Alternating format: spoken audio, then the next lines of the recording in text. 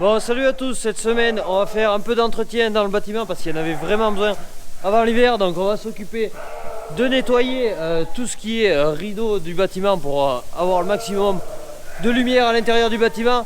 Mais avant on va s'occuper de déplacer tout ce qui est brebis, donc du site éloigné. Je vais les ramener sur un autre site, tout ça à l'aide de la bétaillère et du tracteur. On y va, on se regarde tout ça, c'est parti.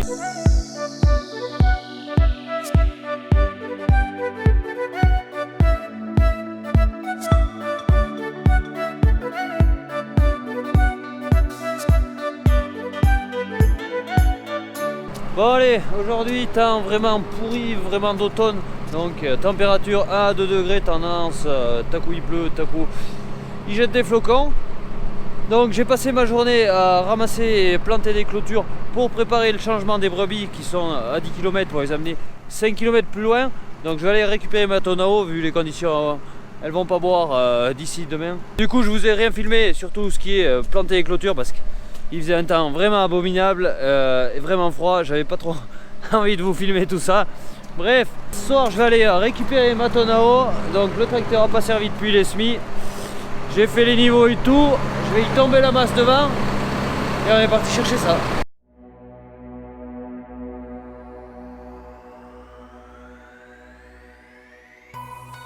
Ok, il fait pas chaud, il fume blanc à froid, mais ça lui passe sur les moteurs à dernière technologie avec la D-Blue. Il le faut à peu près tous, je crois, de mémoire. Vraiment un temps dégueulasse.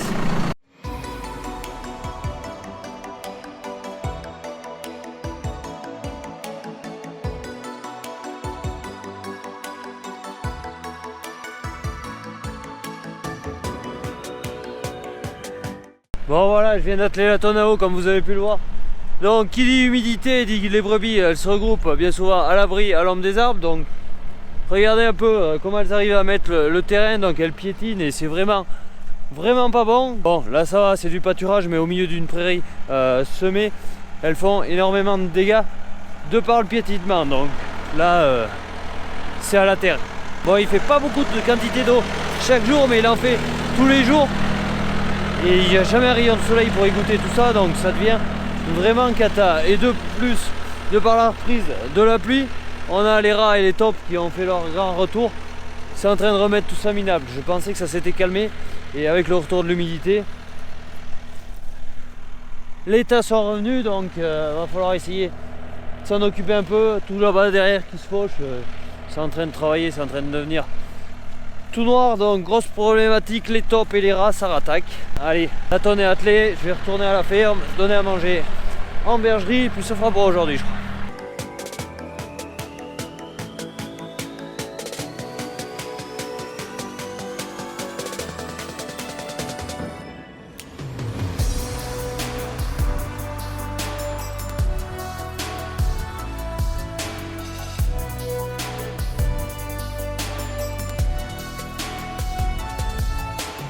Ah, qu'est-ce qu'on est bien. Quand on s'est mouillé une journée et quand on se met le cul sur le siège du tracteur et qu'en plus il est bien chaud parce qu'il est chauffant, c'est un vrai régal, ça permet de décompresser de la journée en soirée comme dans la maison.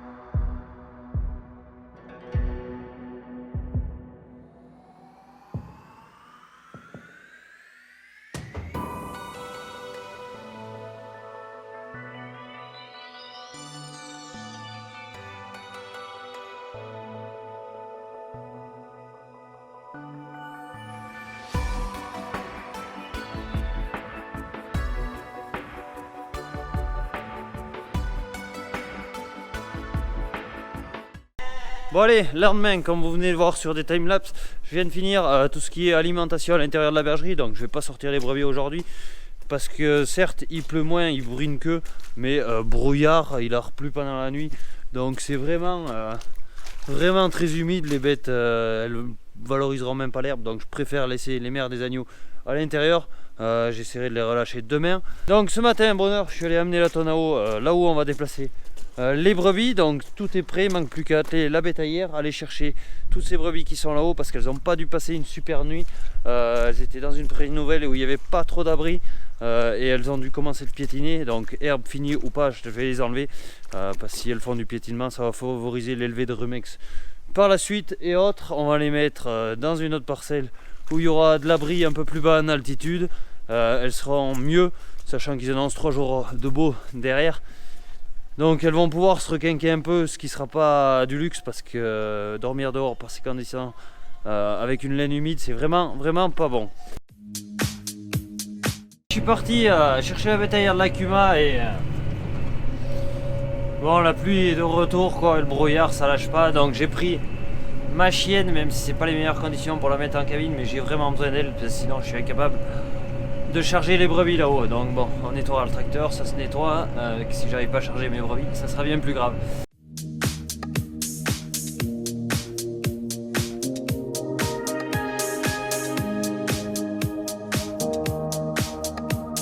Bon allez, j'espère que la qualité du son sera à peu près bonne. Donc là j'ai la caméra mais sans le micro. Bon, il fait trempe, l'autre est pas étanche quand il pleut. Bon, je suis arrivé à la parcelle, du coup je vais éteindre la clôture et je vais essayer de les charger au fond de la parcelle. Donc je les ai tournées hier.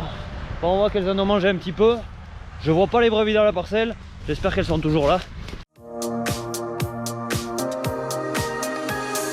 Bon, finalement elles ont mangé à peu près ce que je voulais, elles l'ont dépointé sans trop en manger, donc ça permettra à la prairie, s'il continue à faire doux l'automne, de pouvoir travailler et s'épaissir un peu pour avoir des bonnes récoltes l'année prochaine. Ici on est sur la parcelle que j'avais semée au mois d'août l'an dernier et que j'avais fait une repasse au printemps. Bon, il y avait pas mal de trous, semis de printemps il n'y a pas fait de mal.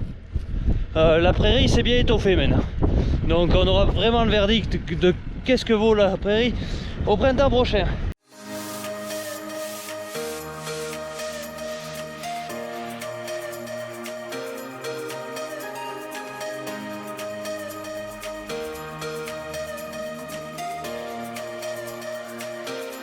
Bon allez, la bétaillère est prête à recevoir les brebis, donc elles tiennent pas de place quand elles n'ont pas forcément bien chaud.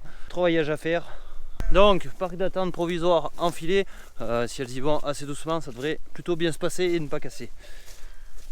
Voilà, Roxy au travail. Allez, on s'occupe de charger tout ça.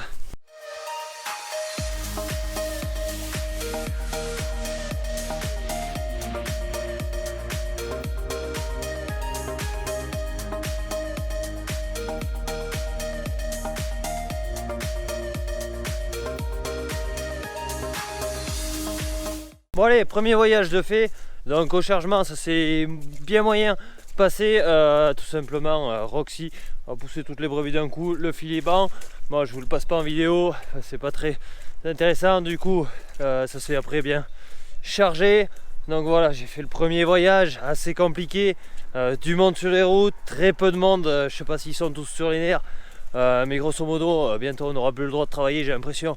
En agriculture, des gens qui gueulent de partout. En voiture, on n'a pas le droit de s'arrêter, on transporte du vivant.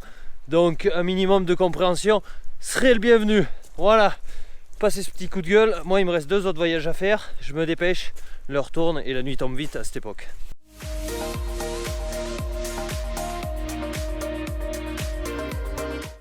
Donc effectivement, je m'arrête au bord de la route tout simplement parce que je peux certes monter la côte avec les brebis. Mais bon, si je monte la côte, les brebis risquent de s'entasser dans la bétaillère, ils risquent de s'en égratigner quelques-unes. Donc je préfère m'arrêter au bord de la route, c'est une route qui circule très peu. Mais bon, il y a toujours quelques gens pour embêter les autres de travailler.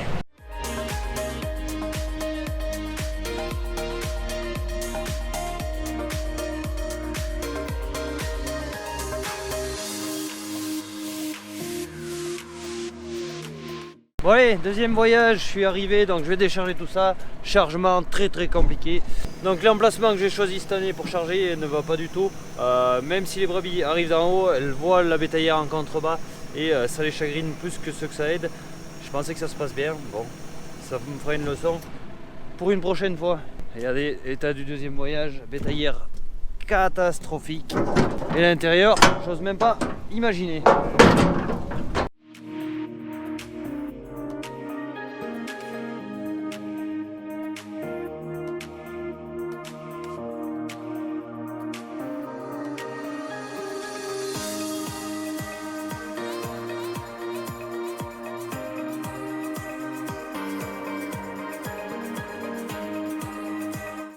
Également, ce qui complique le chargement, c'est qu'elles ont eu énormément à manger depuis hier. Donc c'est des brebis qui ont bien mangé, qui n'ont pas forcément faim. Et les brebis qui ont bien mangé, qui n'ont pas spécialement faim. Ça fait comme nous quand on a bien mangé, ben on n'a pas envie de bouger, on n'a pas envie de circuler, tandis qu'on a... Hop, tandis quand on a faim, et bien on s'excite un peu plus pour aller à la soupe. Allez. Bon, seul avantage de la pluie, c'est que la merde va pas coller au sol. Ça va être assez facile de la laver, mais bon.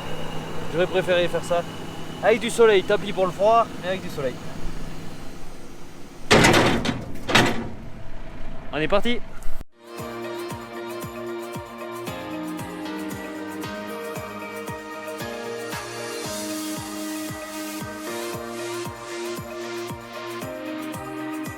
Voilà, troisième voyage fait. Malheureusement, tout n'est pas rentré. Il reste encore une bonne trentaine de brebis là-haut. Donc je vais refaire un voyage ce soir pour pas les laisser là-haut. Et 6 h du soir, donc ça va faire une journée bien chargée. Je pensais que tout serait rentré. Mais bon, allez, je vais chercher tout ça et on verra après demain s'il veut faire un peu meilleur parce qu'il a fait une journée absolument pitoyable.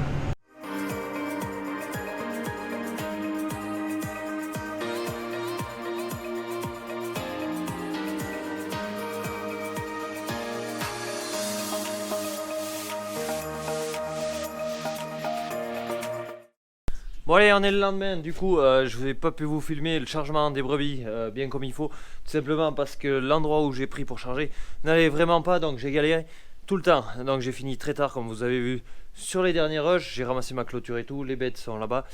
Bon, on est toujours avec un temps de brouillard mais il n'y a pas de vent, donc ça va, c'est à peu près gérable, les brebis ont de l'abri. Maintenant que j'ai bien transporté les brebis, va falloir nettoyer la bétaillère parce qu'elle est vraiment dégueulasse, donc grosso modo une petite heure à peine, vu que c'est humide ça va bien se décoller.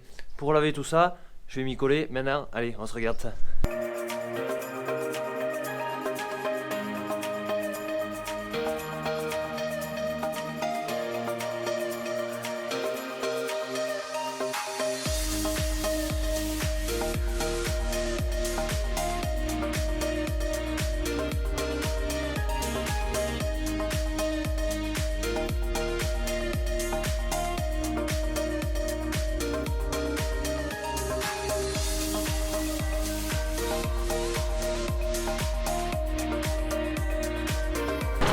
Bon allez, du temps que j'étais au Karcher, j'en ai profité pour passer un coup au Cicère, il y avait pas mal de terre, de poussière de terre collée dessus.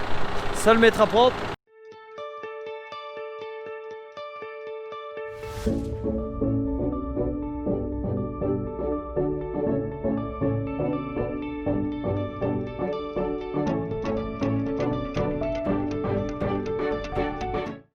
Bon allez, nous voilà 2 jours après, donc je suis venu voir les brebis, on est le matin. De bonne heure, je vais en profiter pour leur donner de l'herbe parce qu'on voit tout simplement qu'elles sont pas remplies au niveau du ventre et la parcelle est nettoyée. Donc je vais y agrandir le parc, on se regarde tout ça.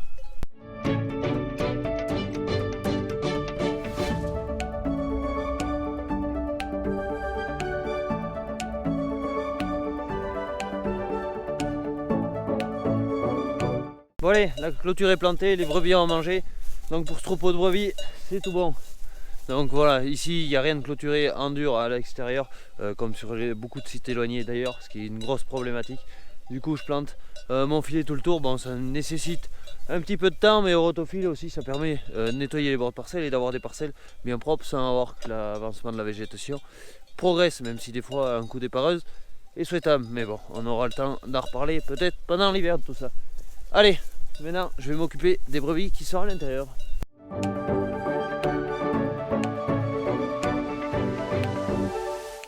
Bon allez, en ce début d'après-midi, on va faire un peu d'entretien dans le bâtiment. Il faut savoir qu'on est à l'automne et les bêtes vont bientôt rester dedans jour et nuit à l'intérieur. Et ça fait 2 ans que je ne l'ai pas fait et il y en a fort besoin. C'est nettoyer tout ce qui est rideau, donc ça coupe de la lumière. Donc il s'est mis pas mal de merde. On voit qu'il y a de la toile d'araignée qui s'est développée, de la poussière de paille et autres. Donc tout ça, ça vient quand je paille à la pailleuse, mais aussi les animaux quand ils restent dedans. Ça provoque, quand ils marchent dans la paille, ça provoque de la poussière et tout. Et ça salit. Les mouches qui chient aussi par les rideaux. Donc à l'automne, les rideaux sont toujours un peu humides. Ça permet d'être plus facile à nettoyer. Donc je vais en profiter pour y passer un petit coup de Karcher, comme ça en direct, pour permettre d'y voir à peu près plus clair. Donc là, j'avais attaqué avec une raclette. Bon, c'est pas humide partout, du coup ça fait vraiment dégueulasse. Donc je vais y passer un petit coup de Karcher sur toute la longueur et on devrait y voir plus clair. Regardez là où c'est passé, on voit les agneaux, ils sont bien blancs. Là, je sais pas si ça va le rendre bien à la caméra, c'est quand même un peu plus sombre. Donc on va nettoyer tout ça.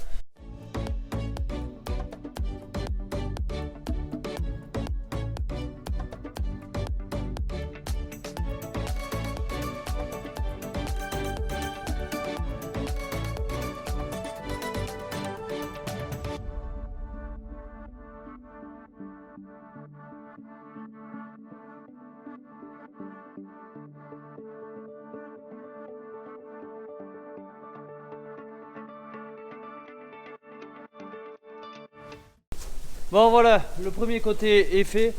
Bon, il est un peu tard dans l'après-midi, du coup le soleil il se couche un peu et le soleil dans le bâtiment il passe plus comme ça que comme ça. Mais je sais pas si ça a rendu bien sur les timelapses, mais ça y a fait vraiment du bien. Donc il y avait pas mal de toiles d'araignée, des poussières, de la paille, fait vraiment pas propre tout ça. Donc ce côté est propre. L'autre est moins sale, mais à y être, je vais le nettoyer, au moins ça sera bien nickel. Après il y aurait les portes des couloirs et des portes d'entrée qui en auraient pris un coup, mais c'est pas là où il va et où il passe le plus de lumière. Donc je vais juste m'en cantonner à ça, puis après il sera temps d'aller rentrer les brebis parce que la nuit approchera.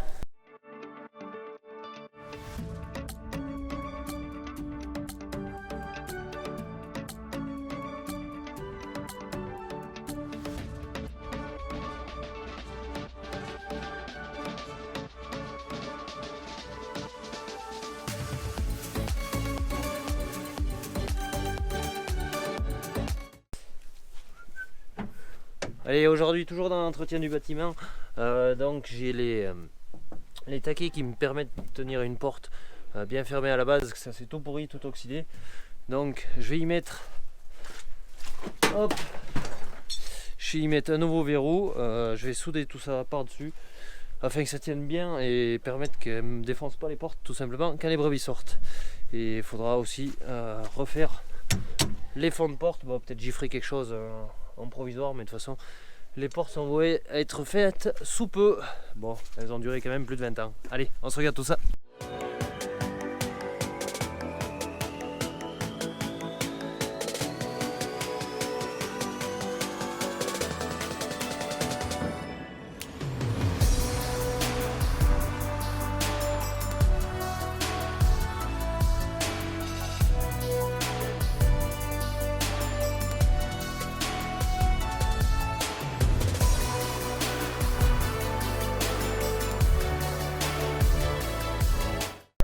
Bon, j'ai fait un peu de bricolage à la va-vite. Bon, c'est la soudure, c'est bien moyen.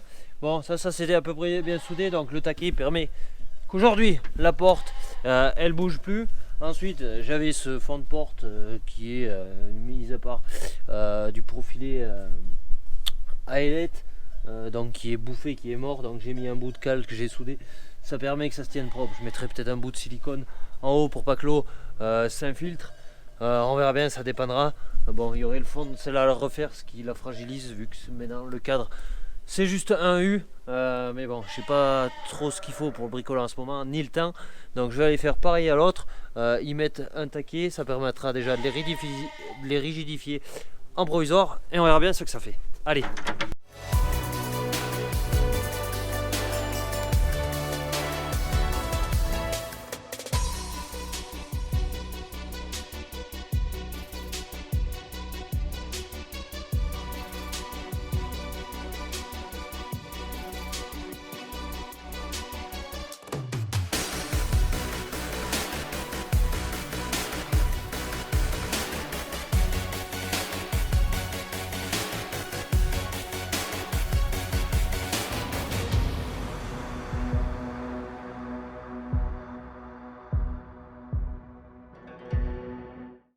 Donc voilà, cette semaine aussi pas mal de temps pour tout ce qui est gestion des reproducteurs, donc gestion des béliers. Il faut savoir que je suis en lutte naturelle, mais ça je vous l'ai dit et redit.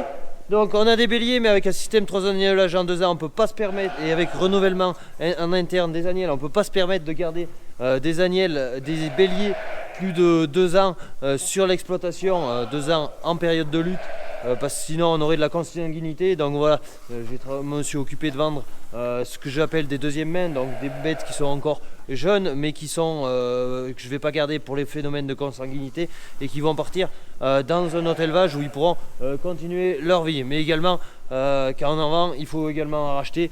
Donc il y avait une vente au niveau du centre de sélection auquel j'ai participé, mais bon, je me fournis pas tous mes béliers et mes mâles reproducteurs dans cet endroit là.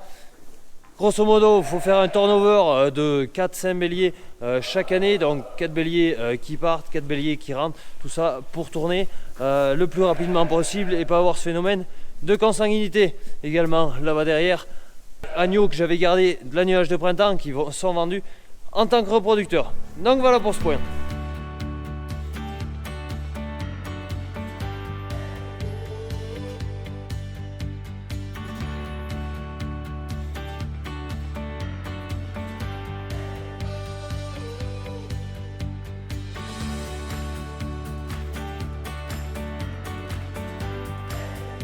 Bon allez, maintenant un petit point sur les agneaux. Donc les agneaux qui sont nés au mois d'août ont bien poussé, donc les ventes maintenant ont commencé chaque semaine.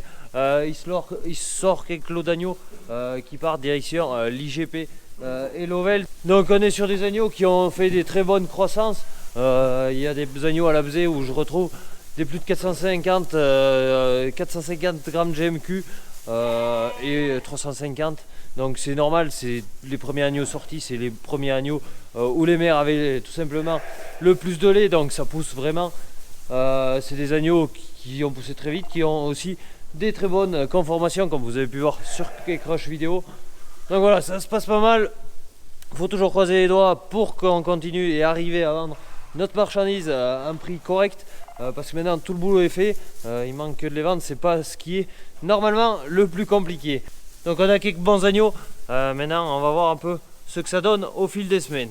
Bon, une fois que ceux-là seront vendus, évidemment on va rattaquer l'agnelage avec l'agnelage d'hiver qui va attaquer au 15 novembre. C'est les brebis qui sont dehors qu'on a vu, qu'on a déplacé. Donc on verra un peu ce que ça dit. Donc pas mal de travail à venir. Donc faire partir ces agneaux, préparer pour l'agnelage. Il y aura aussi du curage de fumier. Bref, il y a encore plein d'autres travaux sur la ferme.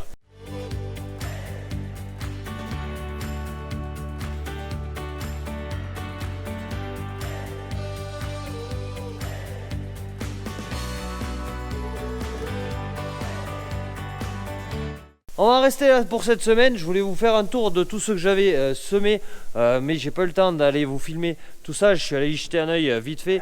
Bon, ça suit son cours, pas vite, mais ça suit son cours.